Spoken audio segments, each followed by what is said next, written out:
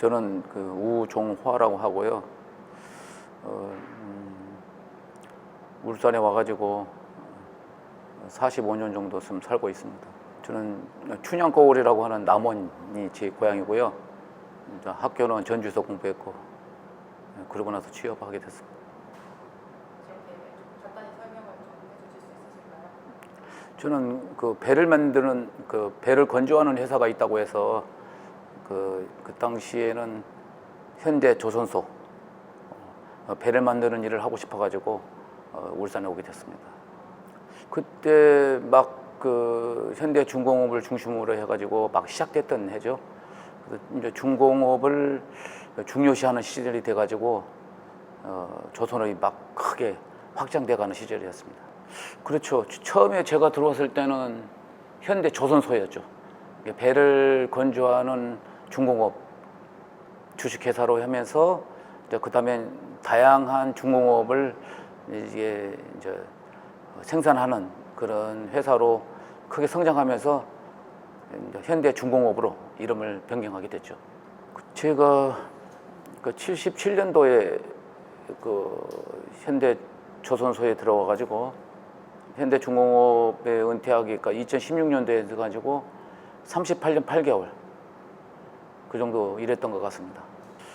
그때 저는 그 공업계 고등학교를 졸업하기 3학년 때 입사하게 됐어요. 그래서 19살 때 왔죠. 19살 때 왔으니까 그때는 아직 졸업하기 직전이었고 그래서 지금 38년 8개월 동안 일하게 됐습니다. 실습이 아니고 그 현대 조선소에서 신입사원을 그 훈련생으로 일단 뽑아가지고 일주일간 정규 과정을 거치면 입사시켜준다 이래가지고 저 이제 서류를 내고 합격해서 울산에 오게 됐죠. 그 당시 울산에 적을 둔 친구들은 한 10% 이내? 나머지 한 90% 이상은 전부 다 타지에서 왔던 친구들인 것 같았어요. 그런데 저는 이제 전주에서 출발을 해가지고 고속버스 타고 갔죠. 그래서 울산 고속터미널에서 내리죠. 병원이요? 네. 태화 호텔 아세요? 혹시 기억나실지? 태화광 바로 곁에 있었는데 그 당시 울산의 제일 큰 호텔이 태화 호텔이었죠. 제가 왔을 당시는.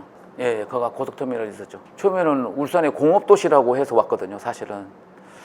근데 처음에 이제 고속버스에서 내려가지고 시내버스를 타고 현대 조선소까지 들어가는데 그건 1시간 정도를 시골길을 가더라고. 그래서 깜짝 놀랐어요. 시골 풍경이 있었고 아직 포장이 되지 않은 구간도 있었고 그걸 한 1시간여 지나서 전화동이라는 곳에 도착했거든요. 그쪽에 도착하니까 드디어 이제 현대 조선소가 크게 보였어요. 이제 현장은 조금 달랐을 텐데. 저는 이제 도면을 그리는 그러니까 기계 제도 기능사를 자격증을 땄는데 도면을 그리고 하는 거는 할 수 있겠는데 이제 조선이라고 하는 새로운 그 일을 하게 됐잖아요. 그래서 한 달 정도 선배들을 통해서 전문적인 교육을 매일 출근하면 교육을 받았던 것 같아요. 그래서 제가 본격적으로 이제 도면을 그린다기보다는 다른 사람들 그러니까 선진 조선소에서 해놓은 것을 이렇게 한 번 더 그려보는 그걸 보고 배워가는 과정에서 한 3개월 지나고 나서부터 시작했던 것 같아요. 그 배에는 그 선체가 있고 의장이 있고 크게 구분이 돼요. 근데 저는 이제 선체 설계하는 쪽으로 선체 설계과로 그 당시에는 선각과 그러니까 조선 설계실 선각과에 배치가 돼서 일을 하게 됐죠.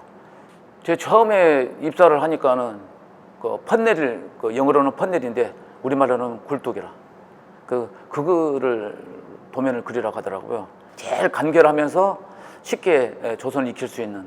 그래서 그거를 첫 작품을 제가 1978년도에 그 나이지리아 베이였는데 그 굴뚝을 설계하고 나면서부터 제가 자부심을 갖기 시작했죠. 느끼셨을 때가 있었을까요? 일단 저는 사실은 공업과 고등학교를 졸업하고 사실은 우리 회사에 가장 말단으로 입사한 거거든요. 최 말단으로 입사를 해서 그때 승진 때마다 이렇게 승진을 한 7번 했나요? 전체적으로 이런 승진하는 과정을 통해서 부장까지 이르기까지 올라가면서 그 과정 제가 성장해가는 그 모습을 스스로 발견하게 되잖아요. 또 항상 위에 상관만 모셨던 내가 어느 날 제가 과장이 되니까 부하 직원도 생기게 되고 이렇게 처음에는 도면 하나 그리는 것에서 시작했지만 나중에는 이제 현장의 생산 관리를 그래서 생산 관리 담당 과장이 되었어요. 그러다 보니까 제가 하는 일 영역이 계속 커지는 거예요.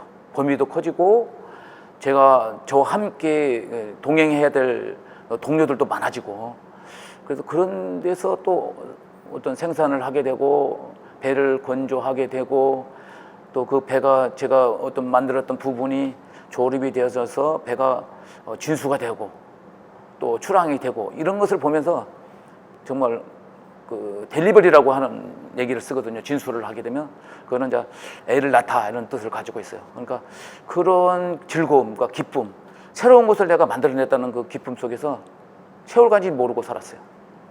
시간 간지 모르고 정말 전국에 있는 모든 그 영역에서 일했던 사람들이 다 모인 것 같은 그런 집단 체계를 구축했어요. 그래서 다양한 특성도 있었고 다양한 재질도 있었고 재능도 있었고 또 기술자들 수많은 기술자들이 모여서 드디어 멋진 배를 건조해나기 시작했죠.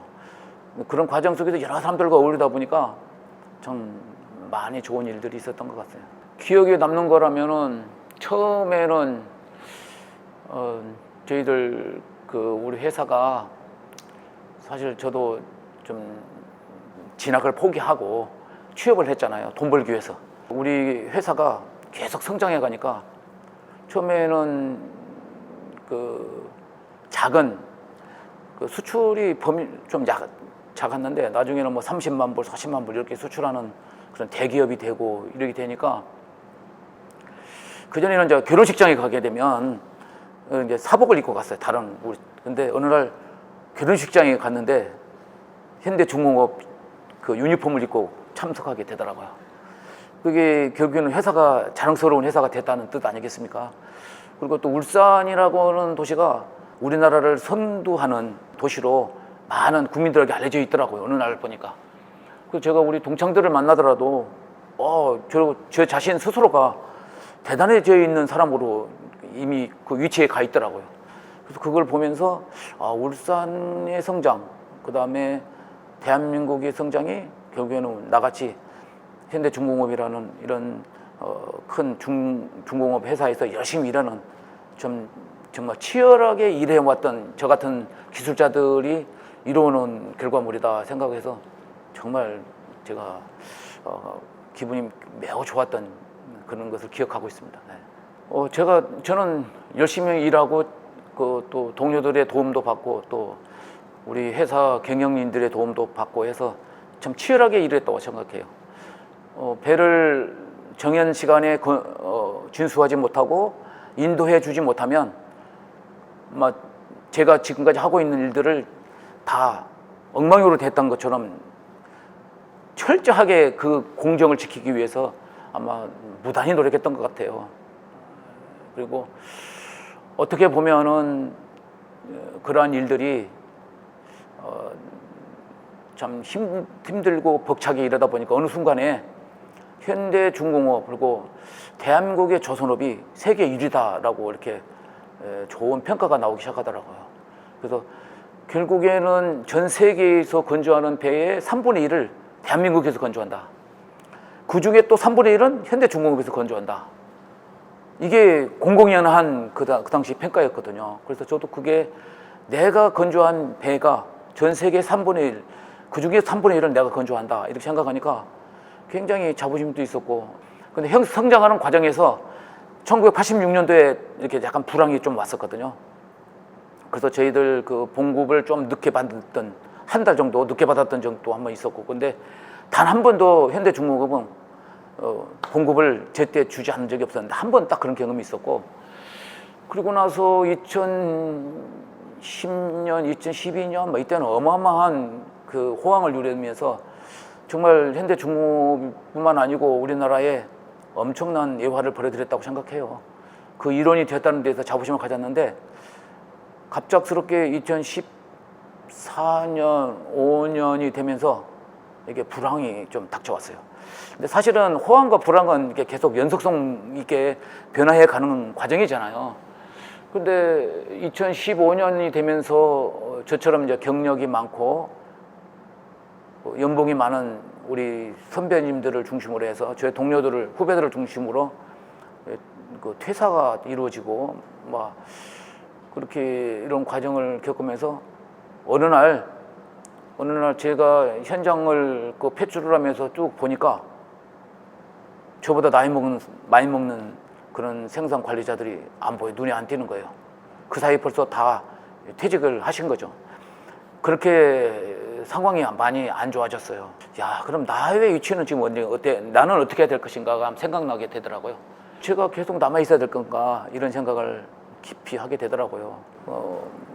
그러면 이제 나도 새로운 길을 찾아야 될 때가 아니겠는가. 그래서 제가 갑자기 은퇴해야 되겠다는 결정을 하게 됐죠. 그래서 2016년도에 제가 은퇴를 했어요. 좀 어떨 때는 내가 그 최고의 조선소를 만들어 놓고 나왔다는 생각이 들어서 자부심도 있었지만 그 잘 만들어 놓았던 조선소가 좀 약해져가는 그런 과정에서 제가 나왔다는 데 대해서 좀 아쉬움도 있긴 있어요. 잘 됐을 때 나왔으면 좀 박수치며 나왔을 수 있었겠는데 박수를 받지 못하면서 나왔던 그 상황이 좀 40년 가까이 일했던 직장에서 나오는 그런 마음이 편하지는 않았죠. 퇴직하고 나니까 직장에 남아있던 후배들이 전화가 가끔 왔어요. 지금 뭐 하십니까? 이렇게 물어봐요. 그러면 나 요새 늦잠 자는 훈련하고 있습니다. 이렇게 대답을 했어요. 좀 늦잠 잘 여가도 없이 일했던 40년이 그 습관이 제가 이제 출근할 곳이 없는 상황에서도 똑같은 시간에 일어나게 되더라고요. 4시 반 되면 일어나지고 해서 한 1년 정도는 그런 훈련을 계속했던 것 같아요. 취침을 해가지고 자면은 그 기존 습관대로 4시 반 되면 깨는 거예요. 그러면 이제 일어날 준비를 일어나봐야 할 일이 없으니까 그 계속 일어날 준비하고 뭐 때로는 아침에 방영되는 이런 그 스포츠 이런 뭐 야구 이런 것도 보고 하다가 이제 7시나 되면 이제 기상을 하는 거죠. 근데 옛날에 비하면 이거 참 한 2시간 반 정도는 그냥 뒹굴뒹굴 있다가 일어나서 이제 8시 되면 식사를 제가 준비하고 식사를 하고 그다음에 이제 텃밭가꾸기를 제가 한 이제 11시까지는 텃밭을 갖고 그다음에 휴식하고 그다음에 또 여기서 한 16시 되면 한 2시간 정도 또 텃밭 가꾸기, 꽃밭 가꾸기 이렇게 하고요. 그다음에 또 이제 16시가 되면 이때 되면 이제 식사를 하고 난 다음에 취미생활은 뭐 걷는 거, 그다음에 다른 뭐 배드민턴, 뭐 탁구 이런 거를 가까운데 체육관이 있어요. 거기 가서 하고. 그럼 이제 10시가 되면 집에 돌아와서 또 뭐 그다음부터는 시간이 없어요. 제가 자유롭게 하다가 취침해서 하고 이런 생활을 한 1년 했던 것 같아요. 추천해 주시고 싶은 작물이 있나요? 보통 뭐 텃밭 가꾼 사람들이 가장 많이 하는 게 상추 가꾸기 뭐 이런 거 하는데 제가 성공했던 것 중에 하나는 양배추를 좀 많이 심었어요. 양배추를 한 120포기 심어가지고 그거를 제가 다 먹을 수 없잖아요. 엄청 잘 갖고 왔어요. 그래가지고 그거를 제가 가까운 데 있는 시골 마을 사람들에게 나눠줬어요. 할머니, 할아버지, 그 다음에 그 경로당 이렇게 나눠주니까 너무 좋아하셨어요. 지금도 그 표정을 잊을 수가 없어요. 어르신들이. 그 다음에 올해는 집에 포도나무를 심었어요. 청포도인데 한 150송이를 갖고 왔어요. 한 포기에서. 기록을 세웠습니다, 올해. 많은 사람들끼리 나눠 먹었습니다. 이제 도면 그리는 거 지금은 뭐 캐드 이런 프로그램이 아, 처음에는 그 샤프 펜슬 있잖아요. 샤프 펜. 10년 정도는 샤프 펜슬로 도면을 그렸던 것 같고. 그래서 지금도 제 손에는 이게 굳은살이 벽이 있어요. 아직도 도면으로 100%다 그렸고 손으로. 그 다음에는 캐드를 이용해 가지고 도면을 그려낸 다음에 또 수정된 거는 그 다음부터는 손으로 그려서 도면을 만들어 우리 지우개로 지워 가지고 그 다시 그리는 거죠. 그러니까 그 참 대단한 거죠. 도면 하나 원본을 만들면 계속 그걸 이제 디벨롭 시켜가는 그런 과정으로 배가 완성될 때까지 진행을 했고, 그 다음에는 이제 캐드가 들어와서 전산으로 도면을 그리기 시작했죠. 도면이 완성되면서 배도 완성돼서 건조되고, 그다음 마지막에 파이널로 선주한테 배를 인도해주면 도면도 같이 줘야 되거든요. 옛날에는 종이로 된 도면을 사진으로 찍어서 줬거든요. 마이크로필름으로 찍어서 줬고. 이제 중요한 거는 그 이제 대학교를 이제 졸업하고 이렇게 그 새롭게 이제 취업하는 친구들은 이제 전산 문화가 자꾸 이제 발전되잖아요. 적응이 돼 갖고 오잖아요. 그 전산으로 하는 뭔가를 하는 기는 훈련이 돼 갖고 왔잖아요. 근데 우리는 그게 없는 상태에서 손으로 그리는 세대잖아요. 그러니까 새로 배워야 되는 거야, 또 새로운 거를. 그러니까 저까지는 저는 그런 대로 잘 적응했던 것 같다고 생각되는데, 그거를 잘 적응해내지 못하는 선배들이 많았어요. 선배들은 그래서 이제 업종도 전환하고, 지금처럼 뭐 복사 문화가 그렇게 발전된 것도 아니라서 청사진을 떴다고 얘기 들으죠. 우리가 뭐 청사진을 봤다, 청사진을 그렸다 이렇게 얘기잖아요. 그 당시에는 청사진으로 떴어요, 도면을. 그 필름에 뜨면은 청사진 종이 위에 반투명한 종이 위에다 도면을 그리면 이게 햇빛에 비쳐가지고 선은 나중에 인화가 되면서 이렇게 선을 그려지고 글씨가 써지고 해서 청사진이 만들어졌죠. 청사진. 그래서 거기서 나온 게 청사진인 것 같아요. 지금도 말하는 청사진 하는 게.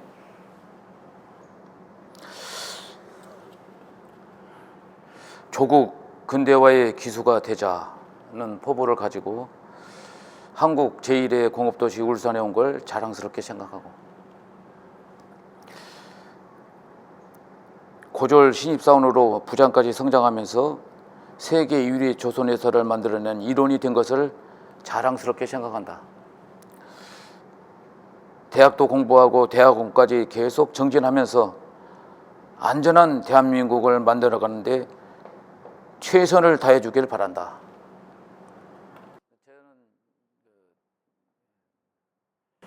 고등학교를 다니면서도 대학에 가고 싶었어요. 우리 정문에 기술이는 조국 근대화의 기수 라는 큰 글을 시계탑에다 새겨놨어요. 근데 늘 아침에 학교로 오면 그걸 보면서 계속 등교를 했어요. 등교를 하니까 내가 대학을 가지 말고 우리 가정도 형편도 안 좋은데 취업을 하자. 그렇게 해서 정말 기술인으로서 조국 근대화의 기수가 되자, 그런 사명감 가지고 제가 울산에 왔거든요. 울산에 와서 제가 그 일을 해낸 것 같아서 좀 자랑스럽게 생각하고, 물론 남들보다 늦게 대학 공부하고 해서 힘들긴 했지만 그 과정 또한 또 국가에 부름받는 사람으로서의 역할을 했다, 저는 이렇게 생각해요. 그래서 지금 우리나라가 선진국이 됐고 세계 10위 안에 드는 대국이 됐잖아요. 경제 대국이 되고, 그리고 지금 그거는 우리 후배님들이나 우리 또 새로운 기술자들이 잘 지켜가고 있고 더 발전시켜가고 있고, 그래서 저는 자랑스럽고, 정치하는 사람들이 또 노력을 해서 민주화도 많이 앞당겨졌고, 그게 자랑스럽잖아요. 그게 결국에는 제가 조국 근대화의 기수가 되겠다는 그 일념 하나로 40년 동안 일해왔던 그 결과가 결과로 보상받는 것이 아니겠는가. 우리나라가 이렇게 부강한 나라가 됐고, 그리고 민주적인 나라가 됐고, 누구나 존귀 여기는, 사람을 존귀 여기는 나라가 됐잖아요.